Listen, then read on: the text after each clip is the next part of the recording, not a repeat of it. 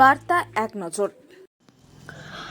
আহমেদাবাদে বিমান দুর্ঘটনায় নিহতদের প্রতি শ্রদ্ধাঞ্জলি গঙ্গা বক্ষে বিজেপির। চুঁচুড়া বিধানসভা বিজেপির পক্ষ থেকে চুঁচুড়া পিপল পাতি মোড় থেকে চুঁচুড়া ময়ূরপঙ্খী ঘাট পর্যন্ত জাতীয় পতাকা হাতে নিয়ে মৌন মিছিল ও গঙ্গায় প্রদীপ জ্বালিয়ে সকল নিহতদের প্রতি শান্তি কামনায় প্রদীপ জ্বালানো হয়।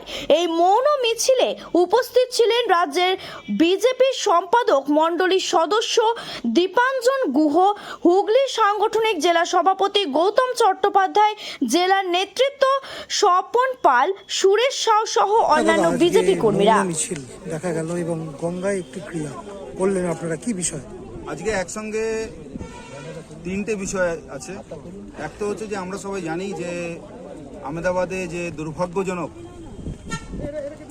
মর্মান্তিক প্লেন দুর্ঘটনা হয়েছে, সেই প্লেন দুর্ঘটনায় যে সমস্ত প্যাসেঞ্জার্স যেভাবে নিহত হয়েছে তার সঙ্গে সঙ্গে বাকিরা ওখানে কিছু অ্যাক্সিডেন্টে নিহত হয়েছেন, তাদের আত্মার কামনার্থে, শান্তি কামনার্থে আমরা যেহেতু গঙ্গায় এসেছি, আমরা প্রদীপ গঙ্গায় নিবেদন করলাম। তার সঙ্গে সঙ্গে মহেশতলায় যেভাবে আমাদের হিন্দু ধর্মের উপরে আঘাত হয়েছে, তুলসী মঞ্চ ভাঙা হয়েছে, সেই জন্য এখানে মন্দিরে তুলসী মঞ্চের সামনে আমরা প্রদীপ প্রজ্বলন করে তার মৌন প্রতিবাদ করেছি। এবং সারা পশ্চিমবাংলার সঙ্গে সঙ্গে হুগলি জেলাতে চুঁচুড়া বিধানসভাতেও আমরা সমস্ত মণ্ডলে, সমস্ত ওয়ার্ডে, সমস্ত বাড়িতে বাড়িতে আমরা তুলসী সম্মান যাত্রা করব, সেই উপলক্ষে এখানে আসা হয়েছে। তার সঙ্গে আরেকটা প্রতিবাদ, নীরব প্রতিবাদ আছে, আরও বৃহত্তর প্রতিবাদ হবে যে রবীন্দ্রনাথ ঠাকুর যিনি জনগণ লিখেছেন আমরা সবাই জানি, সেই রবীন্দ্রনাথ ঠাকুরের বাড়ি বাংলাদেশে যেভাবে ভাঙা হয়েছে এবং ইউনূস সরকার যেভাবে চুপচাপ এর মদত দিচ্ছে, তার প্রতিবাদে বাঙালির অস্মিতাকে যেভাবে নষ্ট করা হচ্ছে, বাঙালির অস্মিতাকে প্রশ্নচিহ্ন দাঁড় করানো হচ্ছে, বাঙালির সম্মানকে নষ্ট করা হচ্ছে, সেখানে বাংলাতে জয় বাংলা স্লোগান দেওয়া হচ্ছে, কিন্তু তার প্রতিবাদ করছে না যেখানে রবীন্দ্রনাথের অপমান হচ্ছে।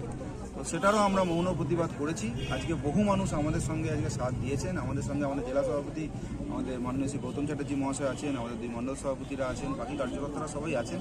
তো আজকে এই তিনটে বিষয় নিয়ে আমরা এখানে নেমেছি।